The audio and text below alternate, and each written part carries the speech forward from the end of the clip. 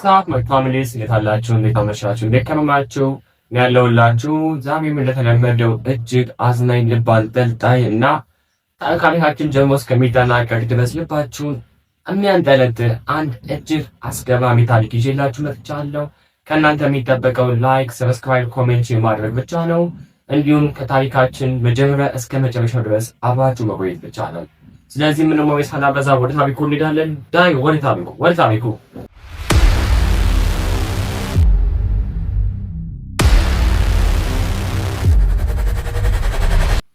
ማንም ሰው ባትሪ የማይፈልግ ኤሌክትሪክ የማይፈልግ በማይታይ ጋዝ የሚሰራ ስልክ እንዳለ ቢነግር ምናልባት እንደ ተራ ሳይንሳዊ ልቦለድ ትቆጥረው ይሆናል። ነገር ግን ይህ ስልክ የሚያስፈራው በጋዝ መስራት አይደለም። የሚያስፈራው ያንን ጋዝ የተነፈሰ ሰው ከዚያ በኋላ በሕይወት እንደነበረ ማንም አለመናገሩ ነው። በከተማው ዳርቻ ለአስርት ዓመታት የተዘጋ አንድ የቴክኖሎጂ ምርምር ማዕከል ነበር። የቦታው መስኮቶች በአቧራ ተሸፍነው የነበሩ ሲሆን የብረት በሮቹ በዝገት ተሞልተው ማንም ሰው እግሩን እንዳያስገባበት የሚያስጠነቅቁ ይመስሉ ነበር እና በዚያ ቦታ የሚነገሩ ወሬዎች ሁሉ አንድ አይነት መጨረሻ ነበራቸው። ማለትም ወደዚያ የገባ ሰው እንደተለወጠ እንጂ እንደወጣ ማንም አለመናገሩ ነበር።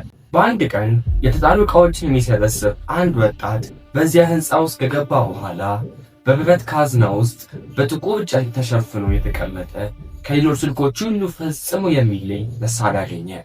ስልኩ በዘመናዊ የቴክኖሎጂ የተለመዱ ምንም አይነት መገለጫዎች የሌሉት ሲሆን የባትሪ መግቢያ፣ የማሙያ ቦታ ወይም የኤሌክትሪክ መገናኛ አልነበረው። ነገር ግን ከኋላው ከተቀመጠ ትንሽ የብረት ታንክ ውስጥ ያልታወቀ ጋዝ እየተንቀሳቀሰ እንደሆነ የሚያሳይ ደካማ ድምፅ ይሰማ ነበር። ወጣቱ ስልኩን እጁ ላይ እንደያዘው ስክሪኑ ላይ ያለ ምንም የኃይል ምንጭ ድንገት በራ። በሰማያዊ ብርሃን ውስጥ የታየውም አንድ አጭር ጽሑፍ ነበር። ከእኔ ጋር መጀመር ትችላለህ፣ መጨረስ ግን አትችልም የሚል ነበር ብቻ በስክሪኑ ላይ ታየ። ከዚያ ታንኩ በቀስታ ተከፍቶ ቀለም ወደ ሌለውና ሽታ ወደ ሌለው ጋዝ ወደ አየር መለቀቅ ጀመረ።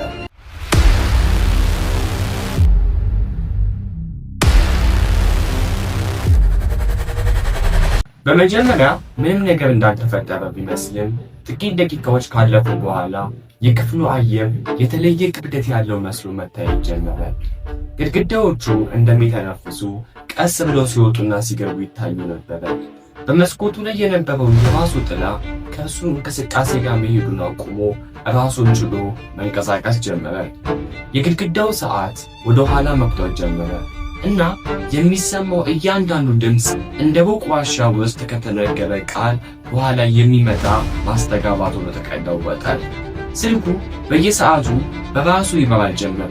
ከታንኩም በየጊዜው አነስተኛ መጠን ጋዝ ይወጣ ነበረ እና ያንን ጋዝ በተነፈሰ ቁጥር በሌሎች ሰዎች አይን የሚታዩ ጥላዎች፣ በጨለማ ጥግ ላይ ቆመው የሚከታተሉ ፊቶች፣ ከባዶ መንገዶች ላይ ያለ እግር ድምፅ የሚንቀሳቀሱ ምስሎች እና ማንም ሳይኖር በራሳቸው የሚከፈቱ በሮች መታየት ጀመሩ።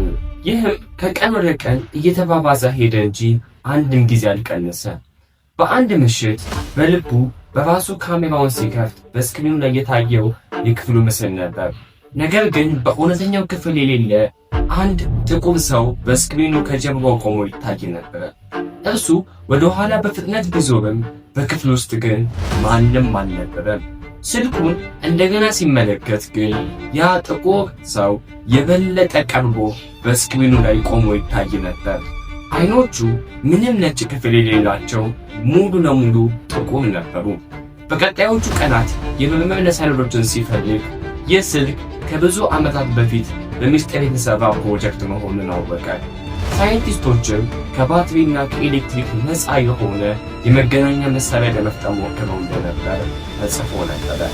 ነገር ግን የኃይል ምንጭ ሆኖ የተጠቀሙት ጋዝ ከሰው አይምሮ ጋር ያልተጠበቀ ግንኙነት በመፍጠሩ ተጠቃሚዎቹ ያልነበሩ ነገሮችን ማየት እንደጀመሩ፣ በኋላም ከነዚያ ነገሮች መሸሽ እንዳልቻለ ተዘግቦ ነበረ።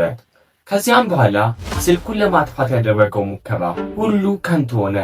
በእሳት ሊያቃጥለው ሞከረ። ነገር ግን እሳቱ ስልኩን ሳይነካ ጠፋ። በውሃ ውስጥ አለው። ነገር ግን በማግስቱ በአልጋው አጠገብ ተቀምጦ አገኘው። በመሬት ውስጥ ቀበረው። ነገር ግን በማግስቱ በጠረጴዛው ላይ ተመልሶ አገኘው እና በየተመለሰ ቁጥር የታንኩ ጋዝ ከቀድሞ የበለጠ ሞልቶ ይታይ ነበረ። ጊዜ እየገፋ ሲሄድ በእውነታው ድንበር ፈጽሞ መድረስ ጀመረ። መስታወት ውስጥ የሚታየው ምስል የራሱ መሆኑ አቆመ። የሚያገኛቸው ሰዎች ፊታቸውን እንደማያውቅ ሆነ። ሌሊትና ቀን ተቀላቀሉ።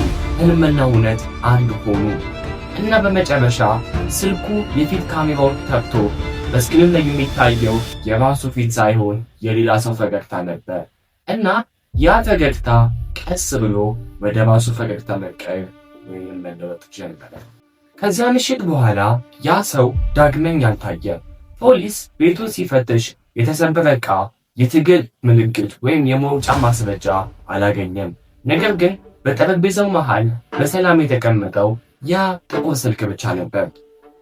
ከኋላው ያለው ታንክ እንደ አዲስ በጋዝ ተሞልቶ ይታይ ነበረ።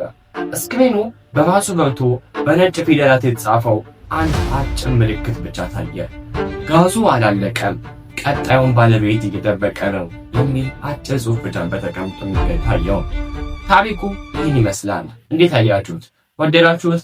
ሀሳብ አስተያየታችሁን ኮሜንት ላይ ማሳወቅ ትችላላችሁ። እንደ ታሪካችሁን እንደወደዳችሁት ተስፋ አደርጋለሁ። ታሪኩን ከወደዳችሁት ደግሞ ለማሳየት ላይክ፣ ሰብስክራይብ፣ ኮሜንት ማድረግ እንዳይረሳ። እስከ ቀጣይ ታሪክ ድረስ በትዕግስት እንድትጠብቁኝ በጥሞና ጠይቃችኋለሁ። ኮዳስ ቲዩብ የታሪካችሁ ቲዩብ ነው።